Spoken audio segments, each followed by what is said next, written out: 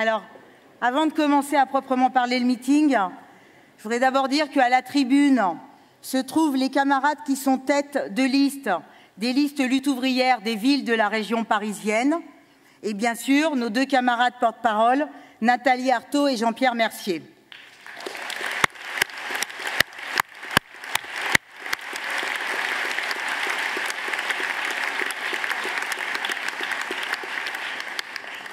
Dans les prochaines élections municipales, Lutte ouvrière présente donc 204 listes qui se nomment toutes Lutte ouvrière, faire entendre le camp des travailleurs.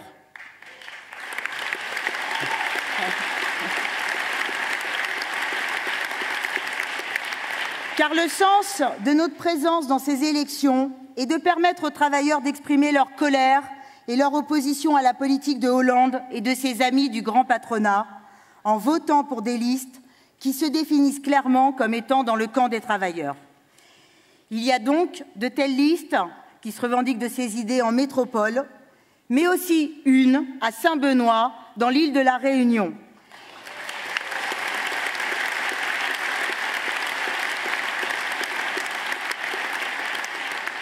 Et nous savons aussi que nos camarades de combat ouvriers présentent des listes à Fort-de-France en Martinique, à Capesterre et aux Abîmes en Guadeloupe.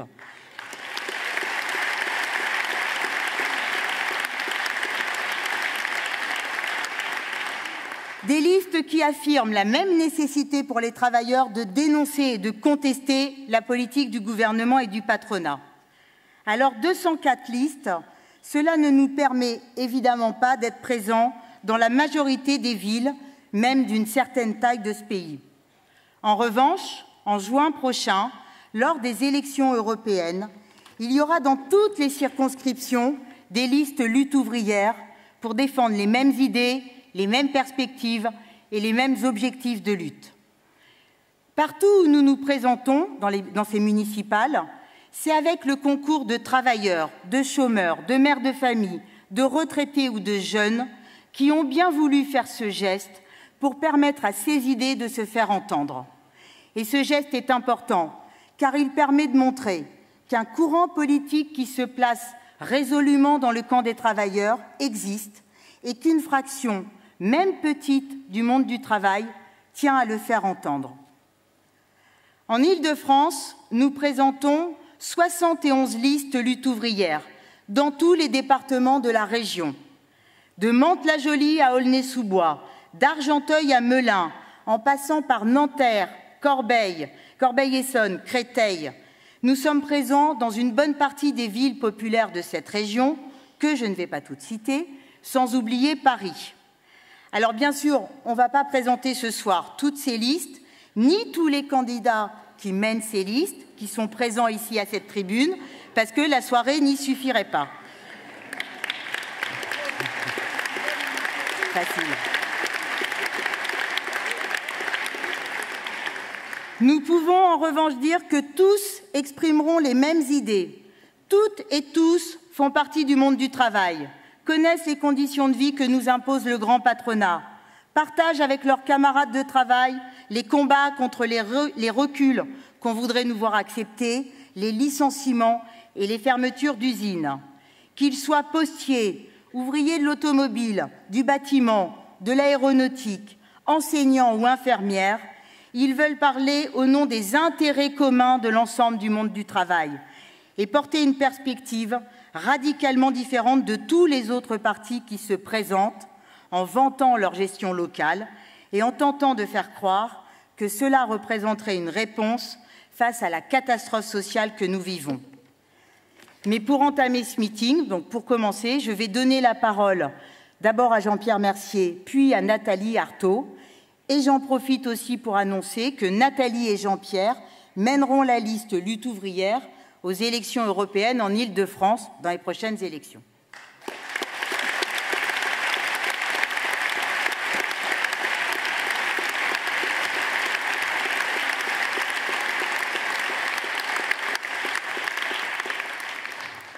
Chers camarades, chers amis, les élections municipales qui viennent sont la première élection nationale depuis l'arrivée de Hollande au pouvoir.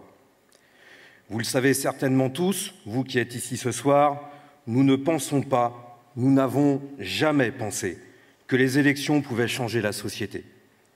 Les grandes avancées sociales, les grands progrès pour le monde du travail, ils ne sont jamais sortis des urnes, mais toujours d'une confrontation brutale entre les travailleurs et leurs exploiteurs, toujours d'une situation où le rapport de force devient favorable aux travailleurs parce qu'ils sont massivement descendus dans la rue, parce qu'ils ont massivement utilisé ce qui est leur seule arme réelle et efficace, la lutte et la grève.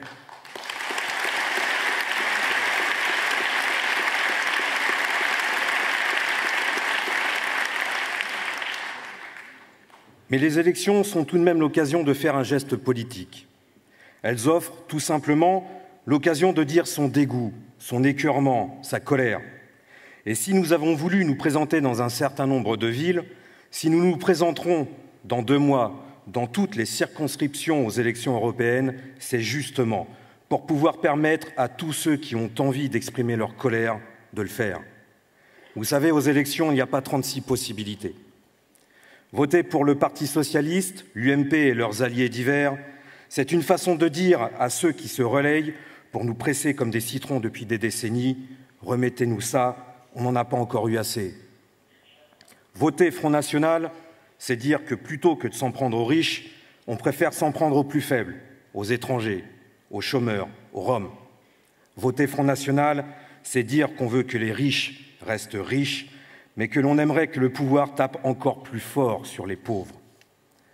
Il y en a beaucoup qui vont s'abstenir. Ceux-là diront simplement qu'ils n'ont rien à dire. Mais ce que j'espère, c'est que beaucoup choisiront de voter lutte ouvrière. Voter lutte ouvrière, cela ne changera pas la situation du monde du travail, mais cela permettra de dire sans aucune ambiguïté qu'on rejette le Parti socialiste sans cautionner ni la droite, ni l'extrême droite. Cela permettra de dire qu'on est convaincu que tôt ou tard, le monde du travail se lèvera et sera capable d'imposer lui-même, par ses luttes, un changement radical dans la société. Alors, camarades, pour toutes ces raisons, aux municipales comme aux européennes, votez et faites voter lutte ouvrière.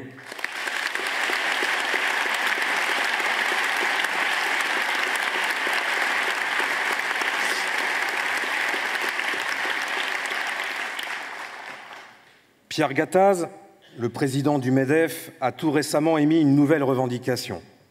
Il a demandé que le gouvernement enterre purement et simplement tous les projets de loi qui seraient susceptibles, je le cite, de stresser les patrons. Alors forcément, on se pose la question. Qu'est-ce qui, dans les projets du gouvernement, stresse tellement Pierre Gattaz et ses collègues ? Eh bien, il s'agissait d'une proposition de loi, qui d'ailleurs a été votée depuis, et qui fixe quelques règles en matière d'encadrement des stages en entreprise. Pour vous donner un exemple de la radicalité de ce texte, il serait question d'obliger les patrons, et là, tenez-vous bien, à faire bénéficier les stagiaires en entreprise de chèques restaurants.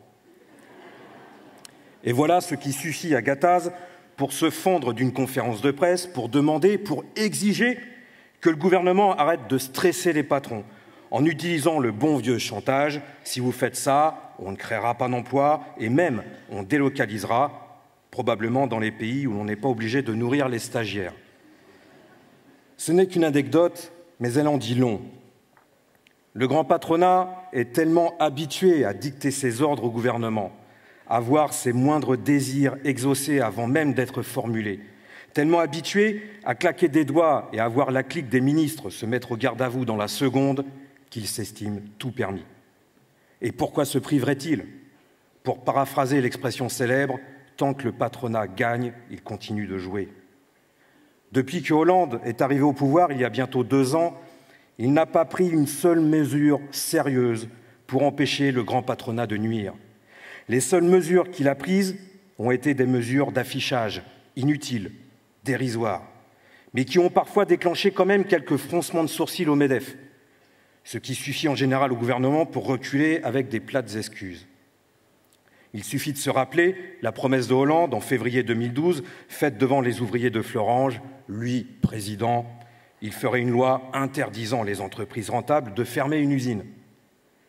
Il a fallu attendre 1 an après l'élection pour que la loi dite loi Florange soit présenté devant le Parlement, déjà vidé de toute substance et purement symbolique. Après être passé à la moulinette de députés aussi lâches et aussi serviles que les ministres, elle a été encore un peu plus édulcorée jusqu'à finalement être votée il y a une dizaine de jours. Que reste-t-il de la promesse de Hollande? Rien, strictement rien. Il n'est plus question d'empêcher, d'interdire quoi que ce soit. Seulement de demander aux patrons qui veulent fermer un site de bien vouloir faire semblant de chercher un repreneur, mais pas trop longtemps, seulement pendant 3 mois. Si au bout de 3 mois, ils n'ont pas trouvé, alors le gouvernement considérera qu'ils ont fait assez d'efforts comme ça et ils pourront tranquillement jeter sur le carreau autant de travailleurs qu'ils le voudront. Évidemment, une fois voté ce texte, la droite et le patronat ont poussé des hurlements. Les députés de l'UMP allant jusqu'à parler, je cite, d'atteinte inouïe au droit de propriété et à la liberté d'entreprendre. Quelle comédie! Plus que jamais, le monde des politiciens au service de la bourgeoisie ressemble à un théâtre de marionnettes où chacun récite une partition bien apprise en essayant d'y mettre de la conviction. Au Parti socialiste, on qualifie n'importe quel texte inutile, comme la loi Florange, d'avancée sociale historique. À droite et au MEDEF, on hurle qu'il s'agit de lois liberticides qui vont conduire les entreprises à la ruine et le pays avec. Dans ce système où se succèdent au pouvoir des hommes et des femmes qui sont tous, sans exception, au service des grands capitalistes, il faut bien que chacun fasse un peu de cinéma pour donner le change. Si les députés de l'UMP se mettaient à voter à l'unanimité les lois proposées par le PS, qu'ils auraient pourtant aussi bien pu écrire et signer eux-mêmes, il leur serait évidemment plus compliqué aux prochaines élections de se présenter comme une force d'alternance. Cela fait des décennies que le système politique fonctionne ainsi. La gauche succède à la droite aux affaires, puis la droite à la gauche, et ainsi de suite. Avec quelques changements dans les mots, mais une politique fondamentalement semblable. Crise oblige, le patronat s'est fait plus exigeant ces dernières années. Et il est revenu au Parti socialiste, parce que c'est lui qui est au pouvoir en ce moment, de prendre depuis 2 ans les mesures les plus rétrogrades, les plus régressives que l'on ait vues depuis bien longtemps. Je parle par exemple de l'ANI, cet accord pourri que les socialistes ont transformé en loi et qui donne la possibilité au patronat, comme il le réclamait depuis si longtemps, de pouvoir baisser les salaires en toute légalité ou de se débarrasser de la notion même de contrat à durée indéterminée. Tout cela au nom de l'adage capitaliste bien connu, celui que tous les gouvernements nous répètent depuis des lustres, selon lequel les profits d'aujourd'hui font les emplois de demain. Il faut donc favoriser les profits. En réalité, ça fait des années que les profits explosent, mais le chômage aussi. La seule chose que font les profits d'aujourd'hui, ce sont des riches de plus en plus riches et des travailleurs de plus en plus pauvres. C'est ça et rien d'autre.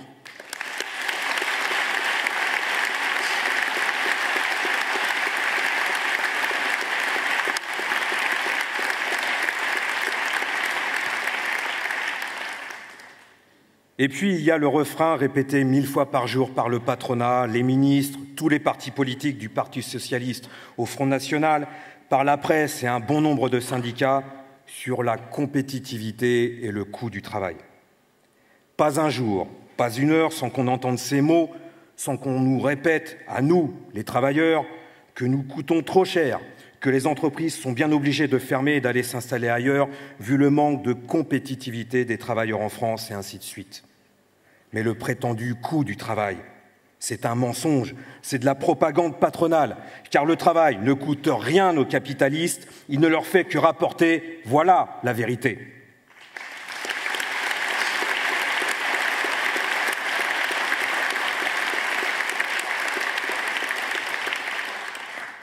Car si embaucher des travailleurs coûtait plus cher aux patrons que cela leur rapporte, cela ferait belle lurette qu'ils auraient fermé la dernière usine, le dernier bureau, le dernier hypermarché dans ce pays. Quoi qu'en disent les socialistes, les patrons ne sont pas des dames patronesses qui utilisent leur capital pour faire des bonnes œuvres et offrir de l'emploi. Faire tourner une entreprise, pour eux, c'est une façon de placer leur capital. Et un placement, c'est fait pour rapporter, pas pour coûter. Les capitalistes, il y a au moins une chose qu'ils savent, qui est inscrite dans leur code génétique, c'est que l'argent placé doit rapporter, faute de quoi il faut le placer ailleurs. Ça, tous les patrons le savent, y compris et surtout ceux qui pleurnichent à la télévision pour dire que le travail leur coûte trop cher en France. Ces jérémiades, les travailleurs doivent les prendre pour ce qu'elles sont, du pipeau, du baratin, de la propagande, des mensonges que nous n'avons aucune, mais vraiment aucune raison de croire.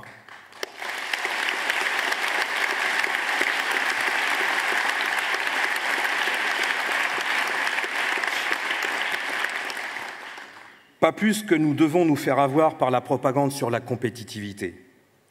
Que les patrons parlent de compétitivité, c'est normal, c'est leur métier.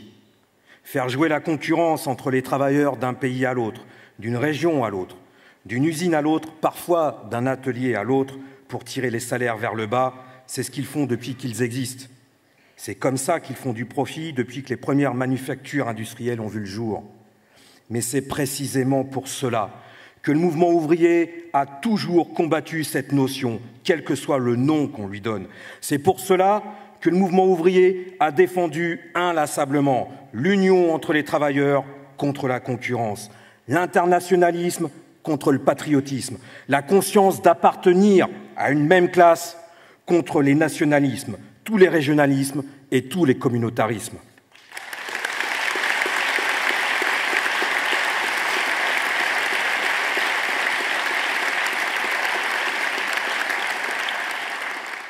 Alors oui, parler de compétitivité quand on se dit de gauche ou qu'on se prétend dirigeant syndical, et à plus forte raison dirigeant de confédération syndicale, c'est piétiner, et je pèse mes mots, toutes les valeurs pour lesquelles le mouvement ouvrier s'est battu pendant des décennies. C'est favoriser la concurrence entre les travailleurs, et c'est criminel, parce que rien n'arrange plus le patronat que de laisser tranquillement les travailleurs se battre entre eux pendant que les capitalistes regardent grossir leurs magots. Le patronat, le gouvernement, la presse, les syndicats veulent nous vendre la compétitivité française. Montebourg veut nous fourguer son patriotisme économique. Eh bien, à cela, nous préférons et nous préférerons toujours à lutte ouvrière affirmer fièrement la devise du mouvement communiste prolétaire de tous les pays, unissons-nous.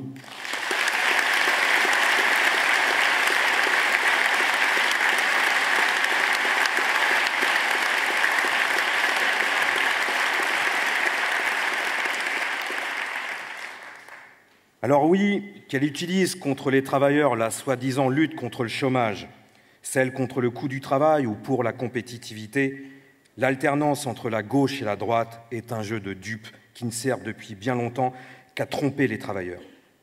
Pourtant, il faut bien dire que depuis l'arrivée de Hollande au pouvoir, il y a quand même quelque chose qui a changé.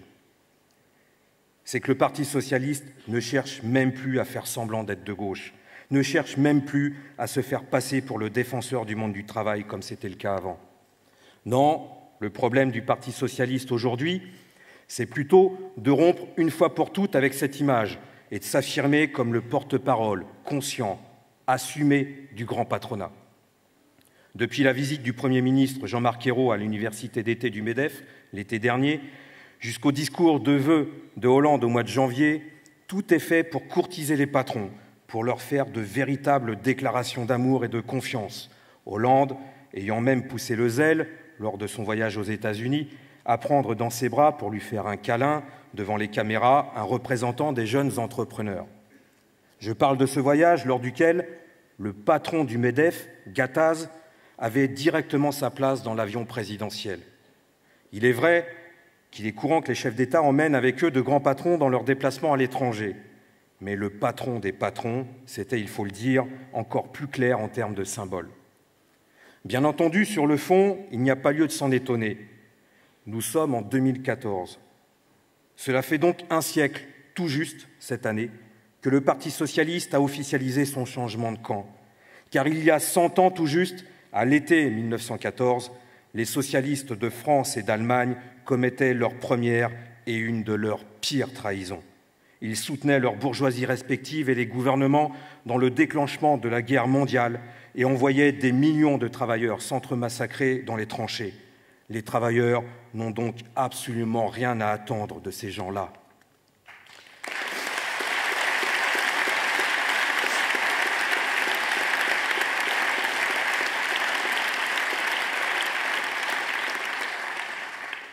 Quant à Hollande, il est évident que depuis le jour où il a commencé sa carrière politique en entrant à l'ENA, il n'a jamais rien été d'autre qu'un homme de la bourgeoisie, bien formaté, bien cadré. Alors je le dis en passant, tous ceux qui, du parti de gauche au parti communiste, ont cherché à faire croire aux travailleurs en mai 2012 que Hollande allait représenter un changement, tous ceux qui ont appelé à voter pour lui en prétendant « le changement c'est maintenant », et même s'ils ont plus ou moins pris leur distance aujourd'hui, eh bien tous ceux-là ont menti sciemment, consciemment. Et ça, camarades, nous ne devons pas l'oublier.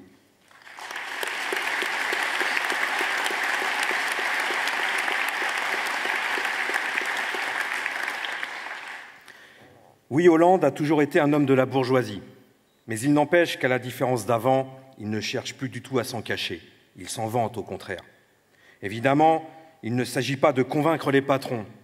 Eux, ils savent depuis des dizaines et des dizaines d'années qu'il n'y a rien à craindre du Parti socialiste, que l'on peut toujours compter sur eux pour mener une politique anti-ouvrière, déclencher une guerre coloniale, réprimer des grèves, et j'en passe. Non, ce n'est pas aux patrons que sont destinées les déclarations d'amour du Parti socialiste aux capitalistes. C'est au monde du travail. C'est à tous ceux qui sont frappés par la crise, par le chômage, par la cherté de la vie, et à qui cette situation pourrait donner envie de se révolter contre le patronat. C'est à eux que le Parti socialiste veut faire croire qu'il n'y a aucun espoir de ce côté-là.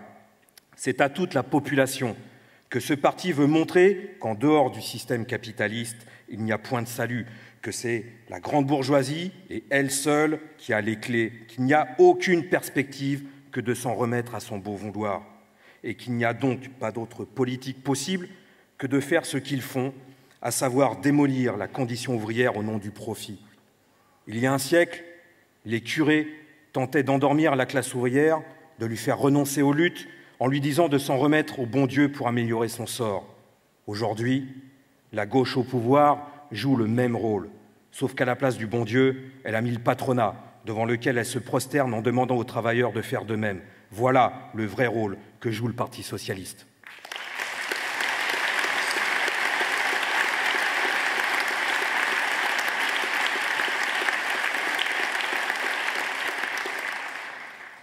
L'ensemble de la société, toutes les couches de la population, à l'exception des riches, est touchée d'une façon ou d'une autre par les conséquences de la crise et surtout par les conséquences du choix du gouvernement de faire payer cette crise exclusivement aux classes populaires. La crise économique est là, bien réelle, profonde et durable.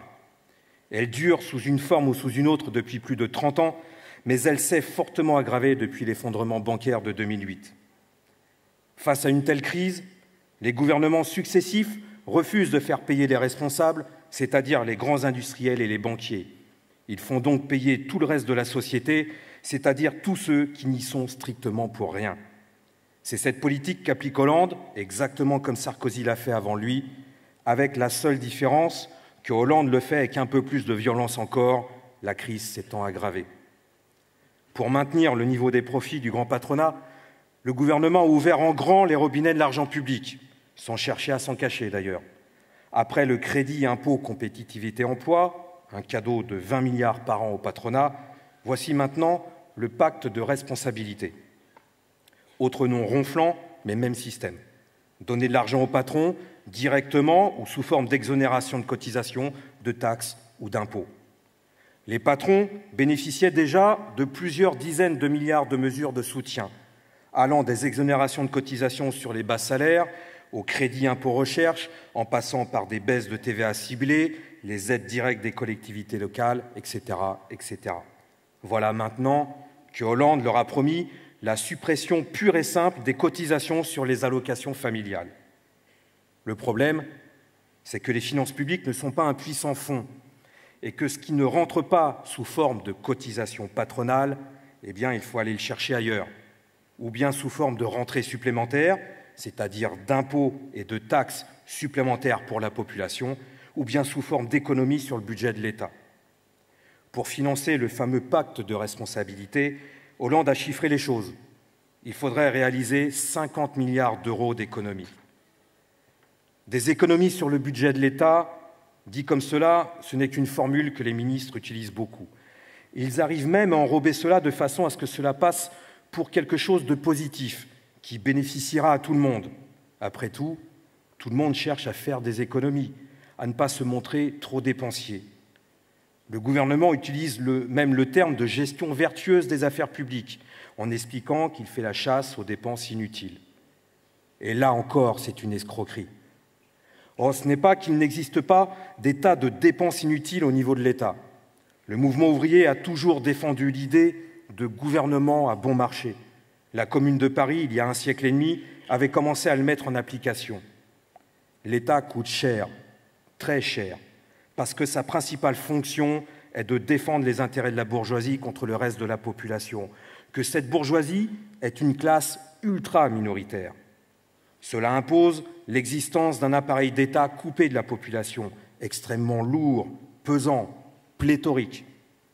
Évidemment, si la société était dirigée par les travailleurs eux-mêmes, croyez-moi, cela coûterait beaucoup, beaucoup moins cher et ce serait autrement plus efficace.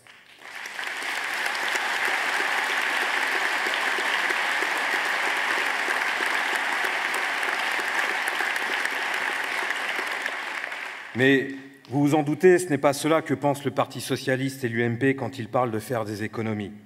Les 50 milliards que le gouvernement va économiser pour les offrir au patronat, il va les prendre directement sur les budgets sociaux, les budgets des services publics, les budgets indispensables à la bonne marche de la société.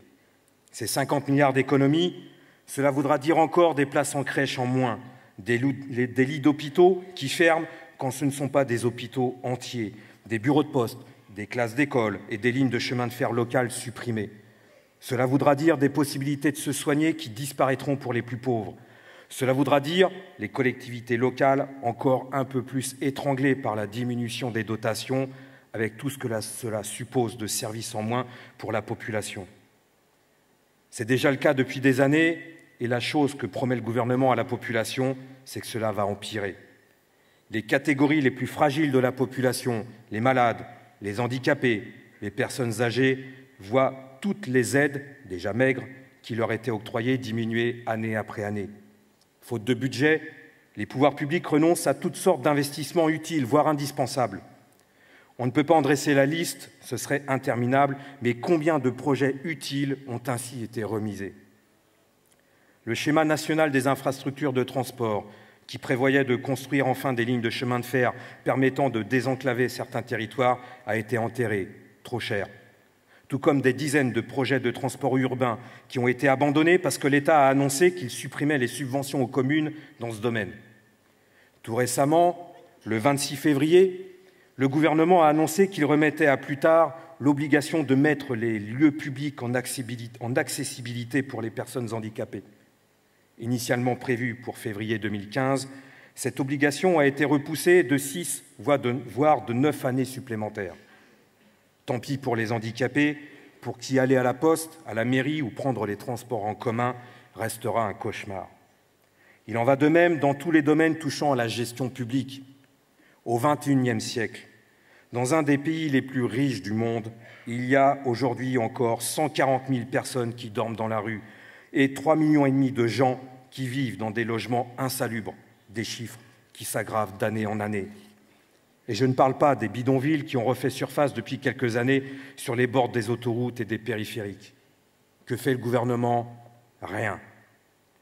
Il a certes promis la construction de logements sociaux, en nombre, mais cette promesse est restée lettre morte et l'année dernière, le nombre de logements sociaux a même été en forte baisse par rapport aux années précédentes. Et cela va s'aggraver. Car, économie oblige, la nouvelle réforme de la politique de la ville, votée début février, prévoit de réduire de 2500 à 1300 le nombre de quartiers prioritaires, c'est-à-dire de quartiers bénéficiant d'aides de l'État pour rénover ou bâtir des logements. Autant dire que les quartiers qui sont totalement à l'abandon vont le rester. Voilà ce qu'est une gestion vertueuse de l'argent public pour ceux qui nous gouvernent.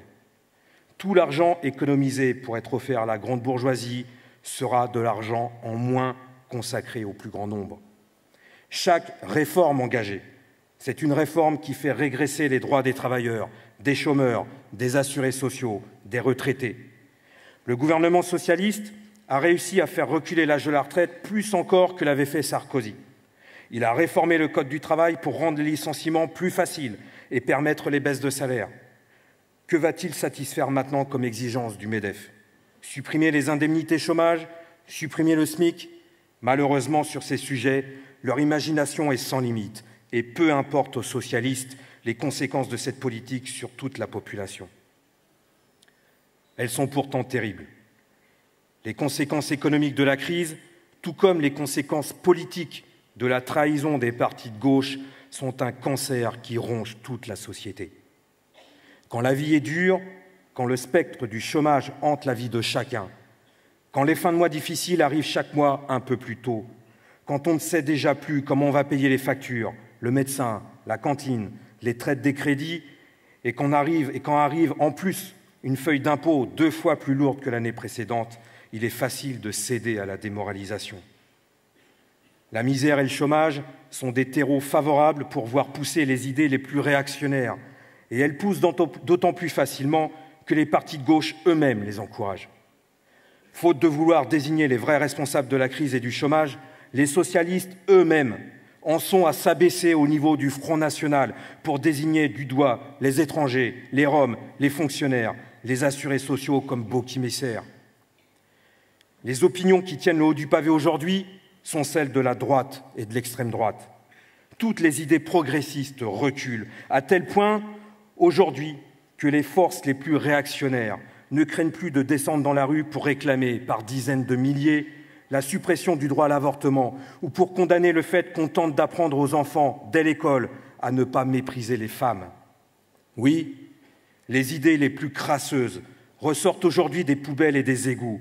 Je parle ici des idées d'un Dieudonné et de ses délires antisémites, d'un Soral qui essaye de se faire passer pour un révolutionnaire alors qu'il se dit ouvertement national-socialiste.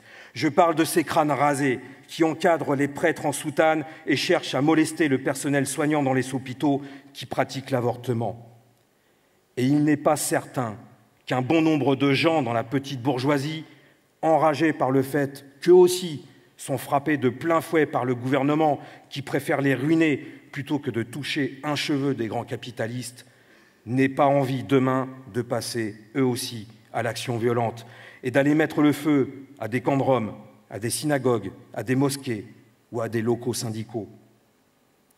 Car des groupes et des militants d'extrême droite, des crânes rasés, des curés intégristes, des néo-nazis, il y en a toujours eu dans ce pays.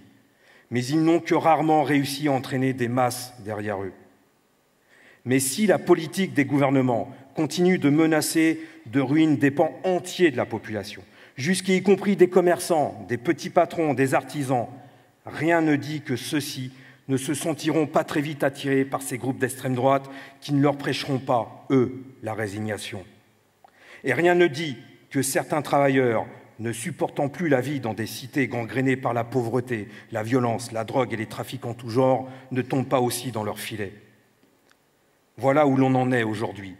Voilà le résultat non seulement de la crise économique, mais aussi de la politique des partis réformistes qui ne méritent depuis bien longtemps le nom de partis ouvriers. Car seuls de véritables partis ouvriers seraient capables de donner des perspectives non seulement aux travailleurs et aux chômeurs, mais à toutes les couches sociales qui sont, d'une façon ou d'une autre, victimes du grand capital.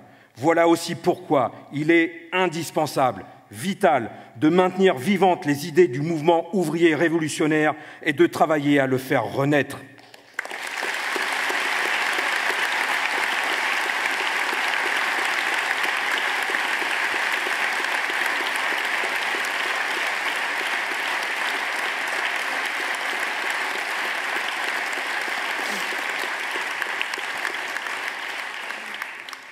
Année après année, les gouvernements successifs nous promettent que c'est la dernière année d'effort, qu'après la pluie viendra le beau temps, qu'il faut relancer la croissance avant d'en recueillir les fruits, et ainsi de suite. Mais cela ne s'arrête jamais. Au contraire, ça s'aggrave chaque année un peu plus. Le patronat n'a aucune raison de cesser de cogner tant qu'il ne rencontre pas de résistance. Il ne faut jamais oublier que si la journée de travail n'est plus de 16 heures aujourd'hui, si les enfants ne travaillent plus dans les usines à 5 ans, s'il existe des syndicats et des congés payés, c'est parce qu'il y a eu des luttes pour l'obtenir. S'il avait fallu attendre le bon vouloir des patrons, rien n'aurait changé et les choses en seraient encore là aujourd'hui.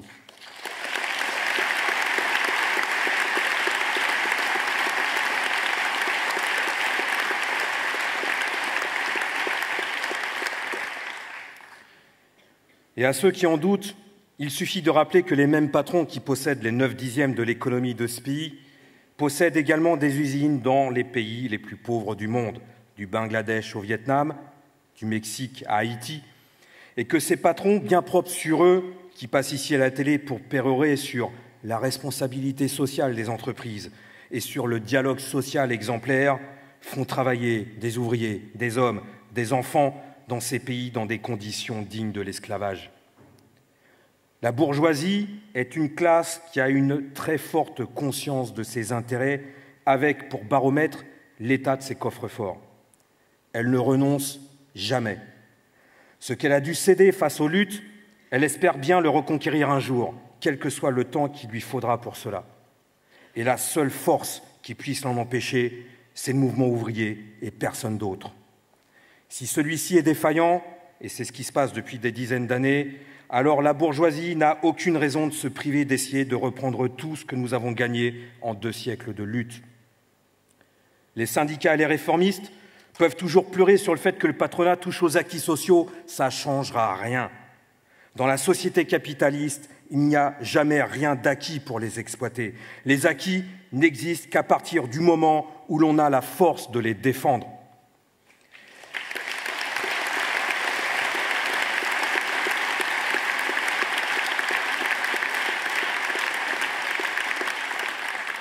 Oui, depuis que le capitalisme existe, les conditions de vie des travailleurs dépendent de leur capacité à imposer un rapport de force, jamais de la générosité de la bourgeoisie. Depuis qu'existe le capitalisme, il y a une lutte permanente entre les exploiteurs et les exploités. Et cette lutte ne s'achèvera que lorsque les exploiteurs auront été définitivement expropriés par une révolution ouvrière.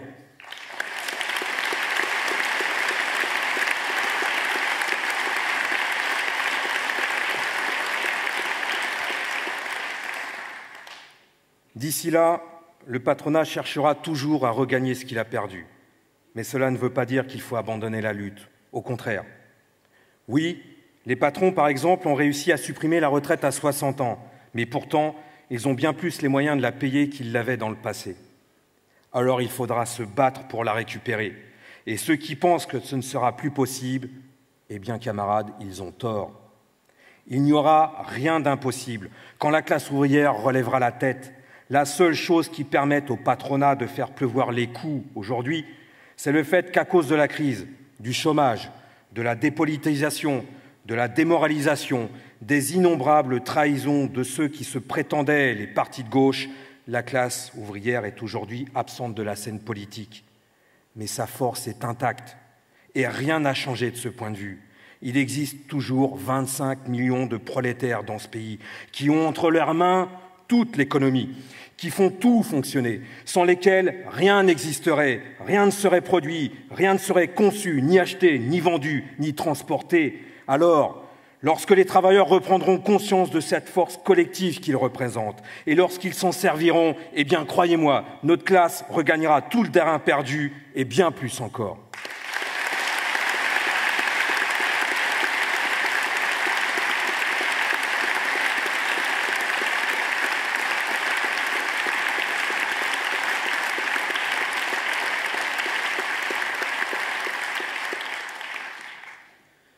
Ce ne sont pas les militants de lutte ouvrière, ni ceux d'aucun parti d'ailleurs, qui pourront faire en sorte que cette colère explose.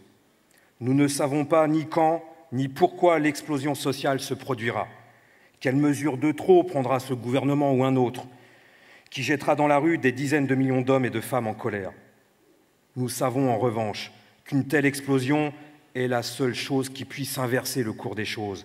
Et nous savons que lorsqu'elle aura lieu, la seule façon de la faire triompher sera de se battre pour des revendications qui remettent réellement en cause la dictature du grand patronat sur la société.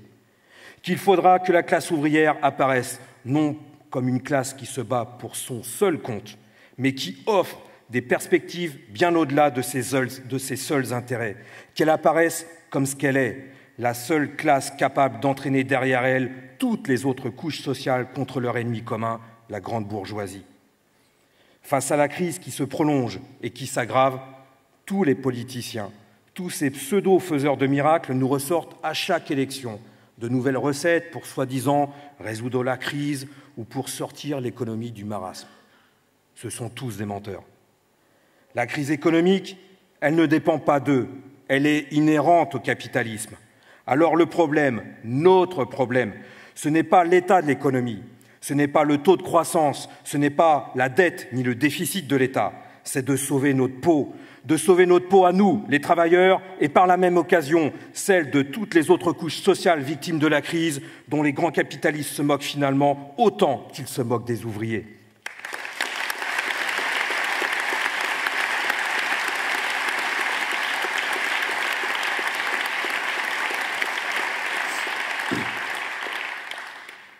C'est l'objectif du programme que nous défendons face à la crise. Un programme des mots d'ordre qui, je le répète, n'ont pas pour but de redresser l'économie, mais de préserver la population de la déchéance et de la misère. Oui, il faut interdire les licenciements pour stopper net l'hémorragie du chômage et imposer la répartition du travail entre tous, sans baisse de salaire. Oui, il faut augmenter les salaires jusqu'à un niveau qui permette de vivre correctement et il faut garantir leur pouvoir d'achat par l'échelle mobile des salaires et des pensions, c'est-à-dire qu'il faut, pour que les travailleurs, les chômeurs, les retraités cessent de devenir chaque mois un peu plus pauvres, que les salaires, que les pensions augmentent au même rythme que les prix. Oui, enfin, il faut imposer la suppression du secret des affaires afin que la population puisse connaître les comptes des entreprises et ceux de leurs propriétaires et actionnaires pour savoir où est l'argent et où il va, pour mettre au jour toutes les magouilles pour connaître l'état de la fortune de tous ceux qui décident de nos licenciements. Toutes ces revendications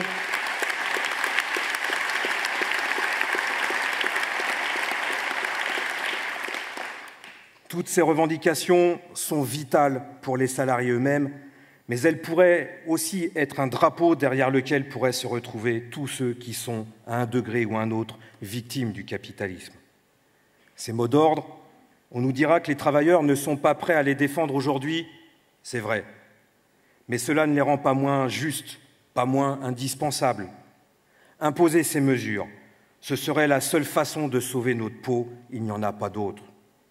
Les travailleurs se battront pour l'imposer ou pas, nous ne pouvons pas le savoir, mais en revanche, nous pouvons être certains qu'il n'y a pas d'autre remède. Face au cancer, il y a bien des hôpitaux dans le monde où la chimiothérapie n'existe pas. Mais même là où elle n'existe pas, elle reste le seul remède valable contre la maladie. Et tout le reste, c'est de la poudre de perlimpinpin. C'est en prenant l'initiative du combat contre le grand capital que la classe ouvrière a une chance d'entraîner derrière elle une partie de la petite bourgeoisie. Nous ne pouvons que reprendre mot pour mot ce que Léon Trotsky écrivait à ce sujet en 1938 déjà. Je cite. « Les paysans, les artisans, les commerçants, la main dans la main avec les ouvriers, doivent s'immiscer activement dans la politique des prix. Aux lamentations des capitalistes sur les frais de production, de transport et de commerce, les consommateurs répondront « Montrez-nous vos livres, nous exigeons le contrôle sur la politique des prix. » À Lutte ouvrière, nous avons toujours défendu l'idée que la classe ouvrière a le droit moral de se battre pour défendre son niveau de vie et pour ne pas tomber dans la misère. Mais ce droit, elle l'a d'autant plus qu'en se sauvant elle-même par ses luttes, la classe ouvrière offrira des perspectives à tout le reste de la population.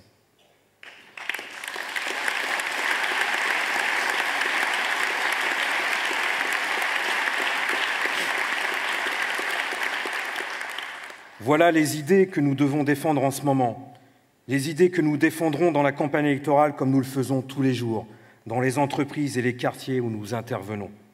Défendre autour de soi et développer ces idées est plus que jamais vital dans la période que nous traversons. Précisément parce qu'elles sont en recul, parce que les partis de gauche eux-mêmes y ont non seulement renoncé, mais les combattent, notre responsabilité est de garder ses idées vivantes et de tenir fièrement le drapeau bien haut. Et ce combat, il se mène avant tout dans les entreprises, c'est-à-dire là où se trouvent les travailleurs. Dans les entreprises où un seul communiste peut jouer un rôle irremplaçable, le jour où les luttes explosent, bien sûr, en étant à même ce jour-là d'être celui qui proposera les idées et le programme juste, mais y compris au jour le jour, y compris dans les périodes difficiles, en étant celui ou celle qui remonte le moral, qui montre à ses camarades de travail, envers et contre tout, d'autres comportements, d'autres perspectives, une autre morale que le chacun pour soi, l'individualisme, la lutte de tous contre tous, en étant celui ou celle qui ne renonce jamais, qui ne baisse ni la tête, ni les bras, qui refuse de plier la nuque devant les patrons, aussi bien que devant les impératifs de l'économie ou les nécessités de la compétitivité, en étant celui ou celle que les arguments des patrons ne convaincront jamais, qui ne se résignera jamais à admettre que les profits de quelques parasites valent plus que la vie de ceux qui les fabriquent. Militer dans les conditions où nous sommes n'est pas toujours facile, mais c'est celui ou celle qui aura milité comme cela pendant des années, précisément parce qu'il a milité comme cela que les travailleurs suivront lorsque l'heure des luttes sera venue.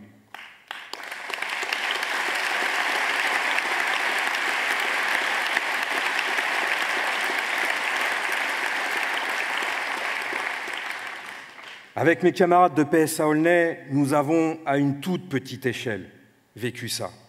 Or, bien sûr, la grève que nous avons menée contre la fermeture de l'usine ne s'est pas étendue. Elle n'a pas réussi à empêcher le patron d'arriver à ses fins.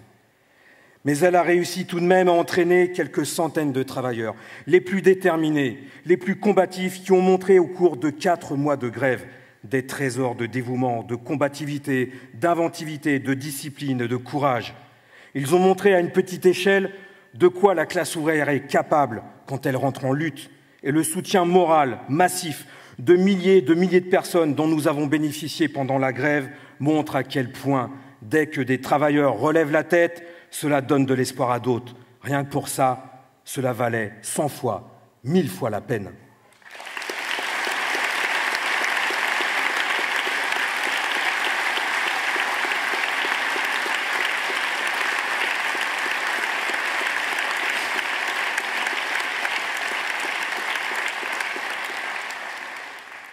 Oui, il faut dans les entreprises et les quartiers des militants qui transmettent les idées et l'expérience du mouvement ouvrier. Et il est tout aussi indispensable que ces militants aient autour d'eux des relais, des sympathies, des milliers d'hommes et de femmes, de jeunes, de travailleurs, de chômeurs, de mères de famille, de retraités ou de lycéens qui, à leur niveau, à leur façon, refusent aussi de se résigner. Par exemple, en nous ayant aidés à constituer nos listes aux municipales, pour que nos idées puissent apparaître dans ces élections, ou en étant tout simplement capables de défendre leurs convictions et de les faire entendre dans une simple discussion, à la machine à café, au marché, en bas d'un immeuble ou dans un repas de famille. C'est à ce prix que les idées communistes reprendront le haut du pavé, à travers un parti qui sera fait de la somme de toutes ces énergies. Ce parti, camarades, nous militons pour le construire et nous ne doutons pas qu'il verra le jour tôt ou tard. Tout comme nous ne doutons pas que de la braise qu'entretiennent tous ces militants et ces sympathisants du communisme jaillira un jour la flamme qui embrasera toute la société et permettra d'en finir une fois pour toutes avec ce monde pourri. Vive la classe ouvrière, vive le communisme.